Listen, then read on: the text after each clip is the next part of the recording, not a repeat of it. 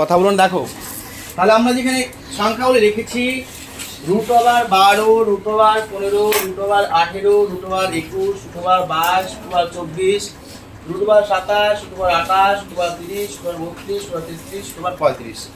এই সংখ্যাগুলিকে ভাঙার পদ্ধতি একই। তোমরা সবাই আশা করি ভাঙতে পারবে। হ্যান্ড অফ করে দেখো। দেখো যদি 12কে ভাঙতে হয় 3 4 12 হয়তো। আচ্ছা 15কে ভাঙতে হয় 3 5 15, 18কে ভাঙতে হয় 9 2 18, এবার 21কে ভাঙতে হয় 3 7 21। আচ্ছা আমি আর ভাঙলাম না, কি বললাম এই করে আমি ভেঙে দেখালাম। তাহলে 22কে ভাঙতে 11 দিন 22, 24 ভাঙতে 12 দিন 24, কিংবা 4 4 24, 3 9 27, 4 7 28, তারপর 3 10 30, 16 2 32, কিংবা 4 8 32, তারপর 3 11 33, 5 7 35। একে ভাঙতে পারবে কিনা? আমি একটা দেখাবো, তোমরা বাকি সবগুলা করবে। এবার ধরে নাও এই যে কোনো সংখ্যাকে আমি কিভাবে ভাঙতে হয় আমি তোমাদের বলে দিলাম। যেমন 35 কি বললাম কত? 5 7 35। 33 কে বললাম 3 11 কত হয়? 33। এবার 16 কে বললাম 4 8 32, কিংবা 16 2 32, 4 8 32টা নিতে পারো। এবার 16 2 32 কেন নিব না? কারণ স্কেলে যে আমাদের মাপটা আছে সেটা 16 আর 18 হয়ে 16 2 করতে 18 হয়ে যাবে, তাই এটা আমরা 4 আর 8 নিব। এবার 30 কে 3 10 30 নেওয়া যেতে পারে, 28 কে 4 7 28 নেওয়া যেতে পারে। এরকম ভাবে আমরা স্কেলে যতটুকু আসবে সেই ভিত্তিতে আমরা ভাগটা করে নেব। তাহলে এখানে যে আমরা ভাগ করলাম 3 4 12, 3 5 15, 9 2 18, 3 7 21। কার প্রশ্ন আছে? কার প্রশ্ন নেই তো? সবাই বুঝতে পারছো? এবার দেখো যে কোনো একটা সংখ্যা তোমরা ব্ল্যাকবোর্ড থেকে বলো কোন অঙ্কটা করবো, কোন সংখ্যাটা আমি তুলবো, দেখাবো তোমাদের সামনে করে দেখাবো। বলো প্রথমেরটা বা পরেরটা করলেও হবে, বা 18 করলে হবে, 21 করলেও হবে। আচ্ছা 21টাই করলাম। 21টা যদি করতে হয় আমাদের পদ্ধতিটা কি? 21 লিখলাম, 21কে লিখে আমরা ভাঙবো। ভাঙলে কত হয় দেখো, 3 7 21, 3 7 21। বুঝতে পারছো? আগে সবাই তোমরা দেখে নাও, আগে সবাই মনোযোগ দিয়ে শুনো, তারপরে তোমরা করবে, না পেলে আমি আবার দেখাবো। ঠিক আছে? আগে সবাই দেখো শুরু থেকে শেষ পর্যন্ত। 3 7 21। এবার যখন 3 7 21 হলো তখন তোমরা স্কেল দিয়ে দুটি দাগ দেবে। স্কেল দাগ সবাই দিতে জানো? স্কেল দিয়ে দুটো দাগ দিবে। একটা দাগ দিবে 7 সেমি, ইচ্ছা মতো নয়, এখানে 7 আছে 7 সেমি, তারপরে পরেরটা আছে কত 3 সেমি। কি বললাম বুঝতে পারলে? অর্থাৎ তুমি যে ভাগটা করছো সেই ভাগের ভিত্তিতে দাগ হবে। আমরা √21 করছি, 21 হলো 3 7 21, একটা দাগ দেবো 7 সেমি, একটা দাগ দেবো 3 সেমি। এবার ধরে নাও আমি যদি 35 করি, ধরে নাও 35 করা হচ্ছে, তাহলে 35 করলে কি হবে? 5 7 35, একটা দাগ দেবো 5 সেমি, একটা দাগ দেবো 7 সেমি। কি বললাম বুঝতে পারলে?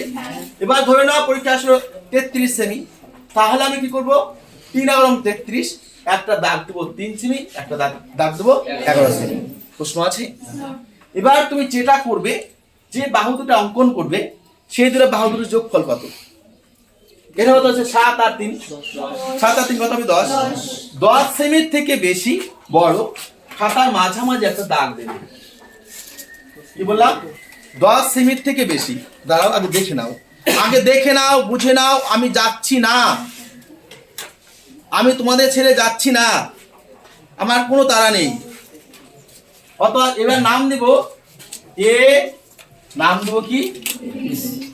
এক্স, নাম দেবো এক্স। ভালো করে বোঝো, একদম শুরুতে ভালো করে বোঝো। 7 সেমি আর 3 সেমি, 7 আর 3 যোগ করলে 10।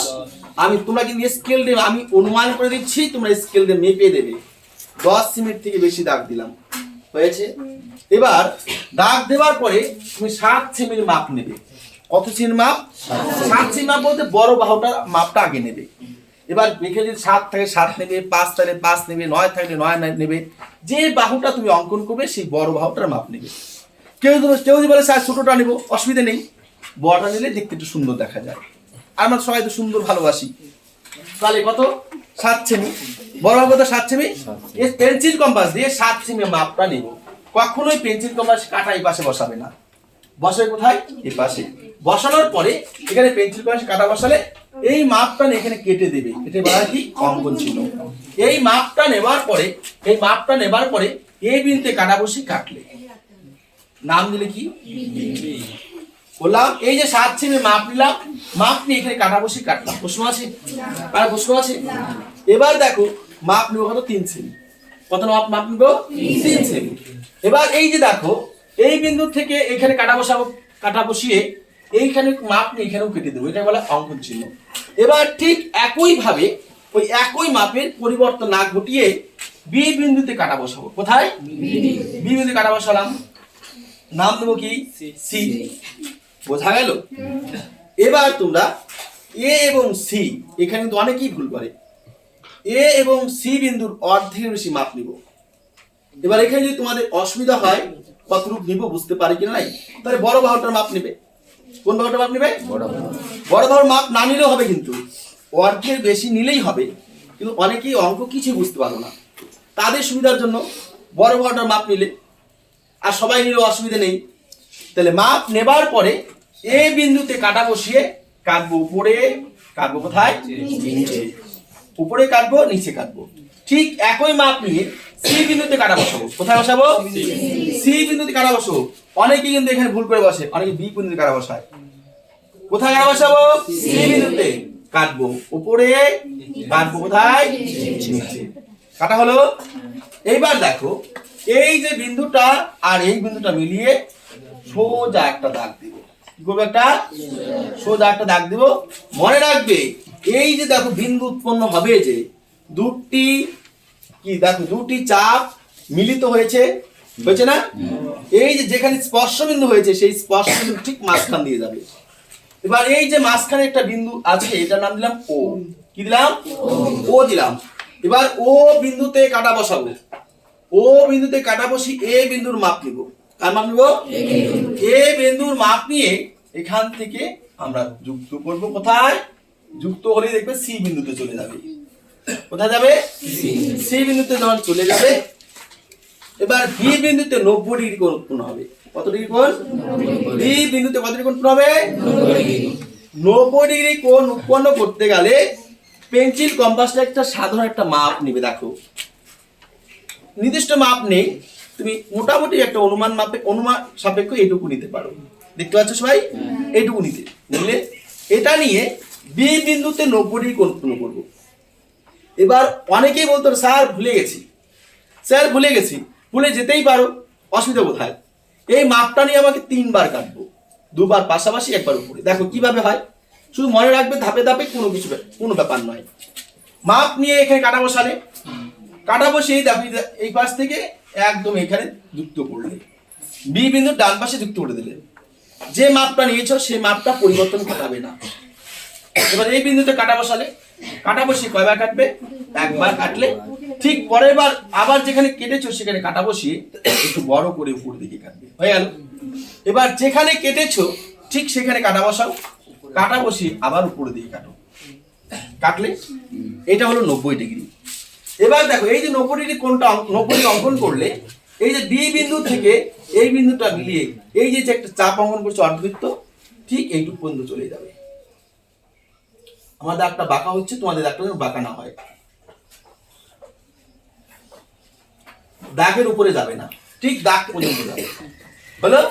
এটার নাম দিলাম ডি। এটা হচ্ছে আমাদের মধ্য সমানুপাতি। এটা হচ্ছে কি? মধ্য সমানুপাতি। এবার আমরা লিখবো, সুতরাং কি করেছি? রুট ওভার 21 লিখছি না? রুট 21 এর মান বা মধ্য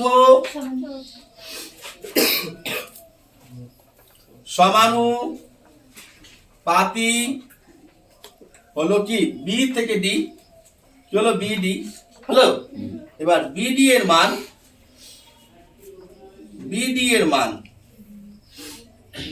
এবার তোমরা স্কেল দিয়ে মেপে দেখবে বিডি কত সেমি হয়।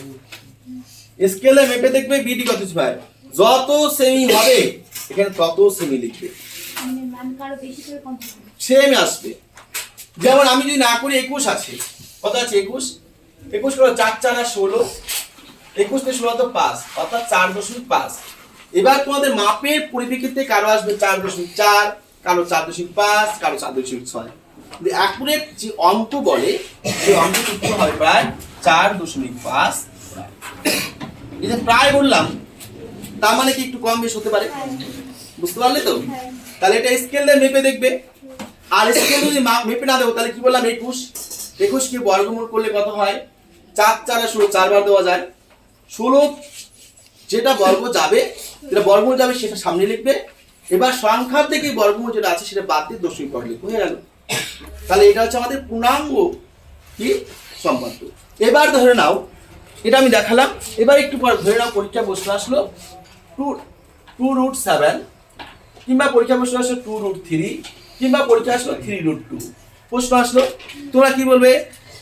তোমরা করে সেগুলা আসলো এরকম, এখান থেকে একটা সংখ্যা পরীক্ষা হালতে বেরিয়ে বলবে কি স্যার করাইছে, কমনই আসে নাই, কমনই আসে নাই।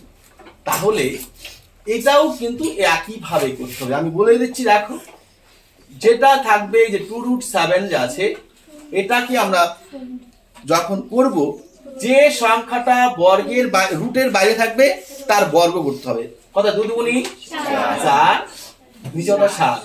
এটা হলো √2√7 এর বর্গমূল করতে গেলে এটা করতে হবে। তখন তোমাদের বাহু হবে 4 সেমি আর 7 সেমি। কত সেমি? 4 সেমি আর 7 সেমি। এবার তোমরা দাগ দিবে 4 সেমি 7 সেমি দাগ দিবে। এবার 4 আর 7 যোগ করতে 11। আমি এটা 10 সেমির থেকে বেশি দাগ দিতে বলছিলাম, তোমাদের তখন কি করতে হবে? 11 সেমির থেকে বেশি দাগ দিতে হবে। এবার ধরে নাও আসলো কত? 2√3 আসতে পারে। তখন কি লিখবে?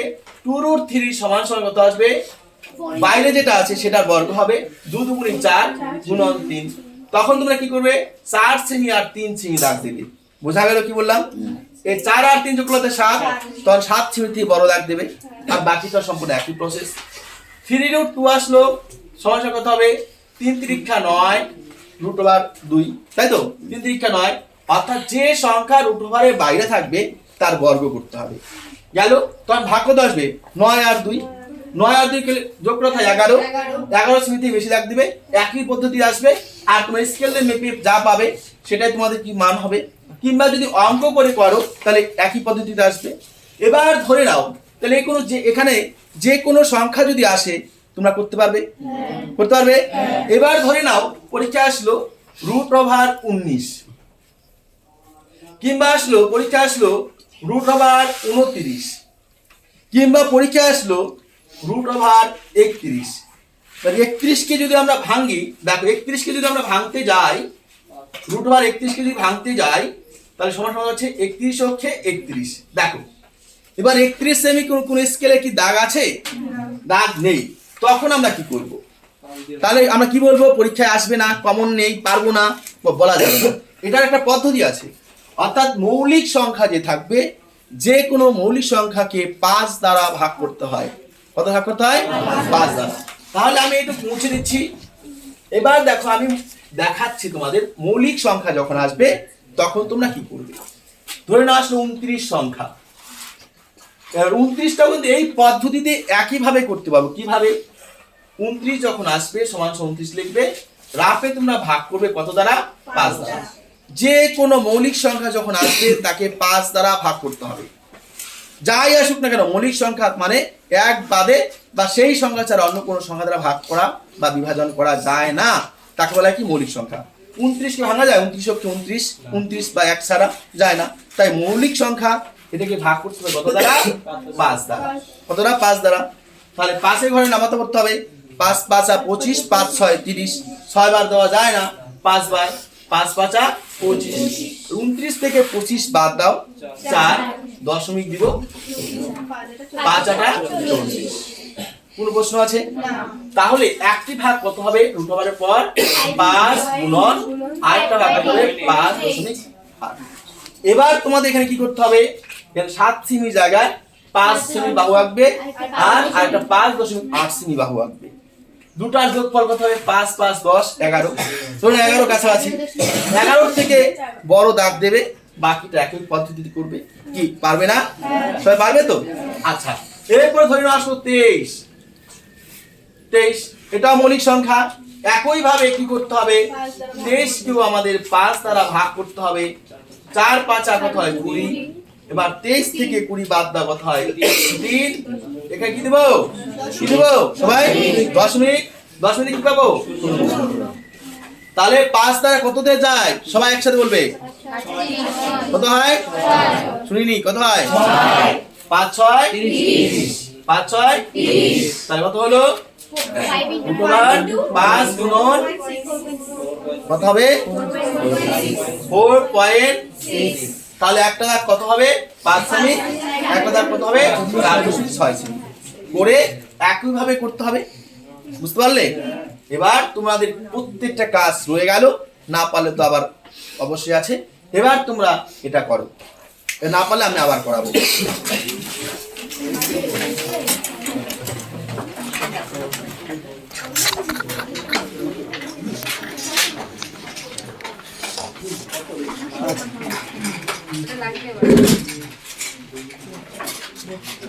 কারো যদি এরপরে কোনো সমস্যা থাকে অবশ্যই তোমরা কিন্তু বলবে।